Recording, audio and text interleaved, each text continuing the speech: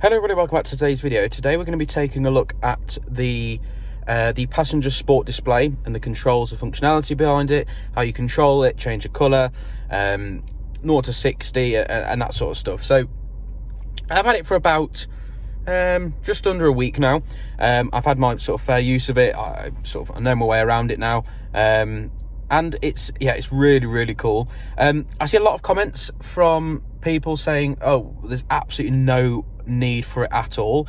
And whilst in a sense, like your eyes are meant to be on the road, but I think it's just so cool.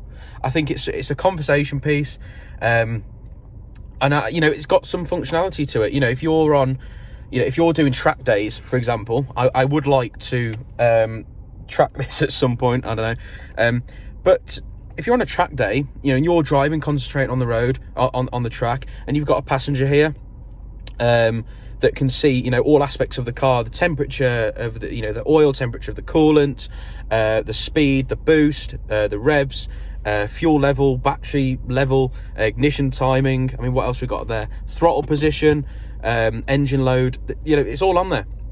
So, yeah, I like it, and that's all that matters to me. So I'm just showing these videos for you guys. If you do get one, show you how to install it and make the most of it. So without further ado, I'm going to flip the camera around and I'm going to show you how to control it and what you can do with it.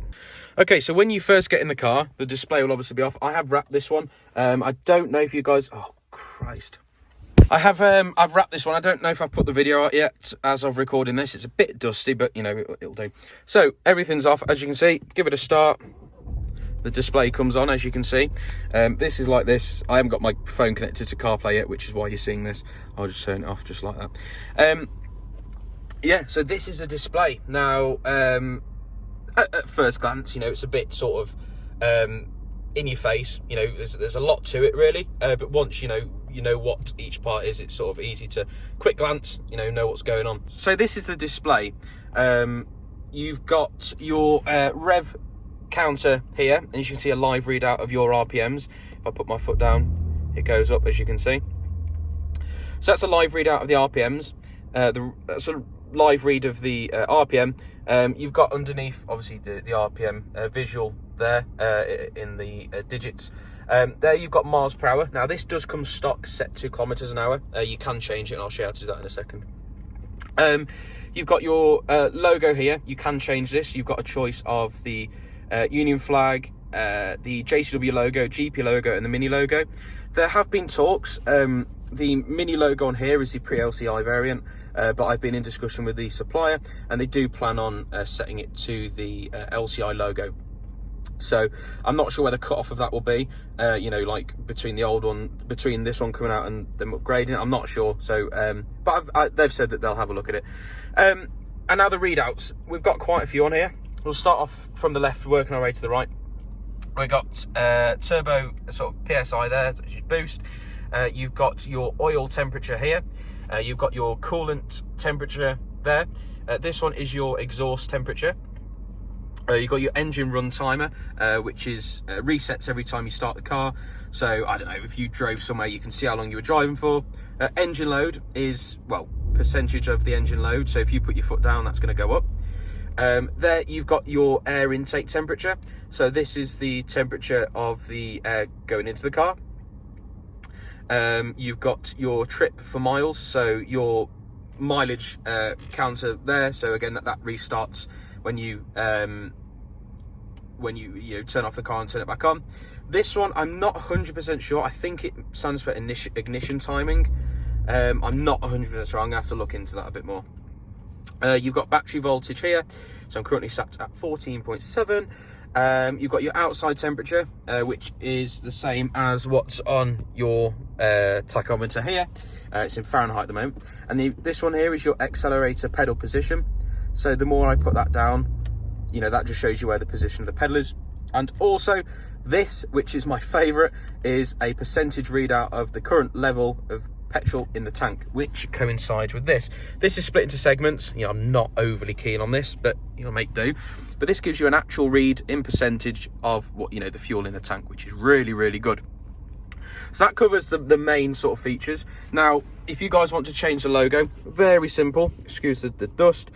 Hold the menu button for 3 seconds, I think it is. 1, 2, 3. There we go. We're set to GP. So we're set to GP. Again, if you hold the menu button for 3 seconds, 1, 2, 3, it switches to Mini. This is what I was on about. So this is the pre-LCI Mini logo. And this is what I've been in talks with the supplier to try and get corrected to the LCI, or at least give people an option to pick between the two, which would be quite nice. We hold it again for 3. Union flag there. Again, that's going to be quite a popular option. And finally, yeah, back to the JCW.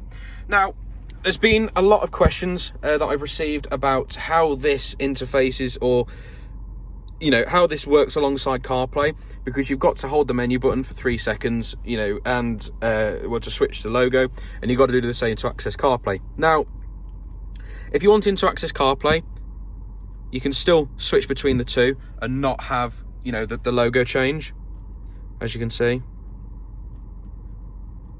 Oh, switching between the two. To access CarPlay, it's such a short burst that you need to keep your finger on there. It's, you know, it's very minimal, so the logo doesn't actually change. Now, when you want to change the logo on there, it will flick off, as you can see there.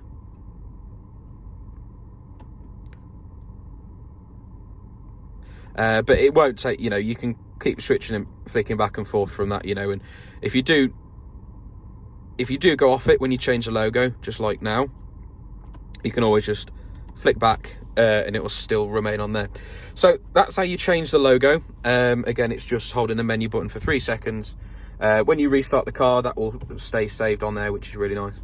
Now, to change the colour on here matches with the mood lighting in the Mini. So I've currently got it set to blue, and in the door as well. Footwell. So to change it, you just press this button here, and alongside with the mood lighting on the ring, well, basically in the car, that will change as well, as you can see. So we've got red, orange, a lighter orange, yellow, green, darker green, light blue, blue, dark blue, purple, pink, red, orange again. And if you have this set to a rainbow, so you hold this for 10 seconds until these lights flash, and that will activate the rainbow effect. There we go. So now this will pulse through different colours, as you can see, and this also does it doesn't fade, it just changes colour, as you can see, to fit alongside with what's currently on here. So that's that. I personally just have it on like one solid colour. Majority of the time it'll just be set to blue or red. There we go, I like red. So that's the colour. Now, brightness wise, it doesn't change with the brightness of, so basically here is a sensor. So you can just see it just about there. There's a little circle in there. That's your ambient light sensor. Now that analyzes the current light around the car, well, inside and outside the car, and sets these lights to best suit the ambient lighting. So when these dim, this stays where it is. Now, to best show you, I wonder if that will work. There we go. So to actually control the brightness of the display itself, you use the brightness control here. So up and down, and that changes the brightness, as you can see. When it is daylight out there and you've got your light set to automatic, if you have this feature, that won't adjust, the brightness won't adjust the display. So I'm moving the brightness thing up and down, and it doesn't adjust the brightness of the display. Only when the lights come on the outside of the car will this then change, as you can see. So that's how to change the brightness. Again, it's not automatic. It doesn't adjust its brightness automatic depending on what is around the car. You've got to do it manually. I don't mind. Now, to turn the display off, you locate the back button down here, hold that for 3 seconds, and that turns the display off. So, you know, if you don't want it on, you can just, be driving at night, quickly turn it off using the back button, and then hold the back button again for 3 seconds, and the display turns back on. So that's that. Super simple. And to a lot of questions came up about the miles per hour. This is currently set to miles per hour. By stock, it's set to kilometers an hour. to sort this out. This is the weirdest way to do things I've ever seen in my life, but it works. So you've got to open your door, locate the front fog light button at the top there, press that 3 times. There we go, and it switches kilometers an hour. You've got to have your driver door open to do that. There you go, and press it 3 times, and it switches back. And that also switches between Fahrenheit and Celsius, as you can see as well.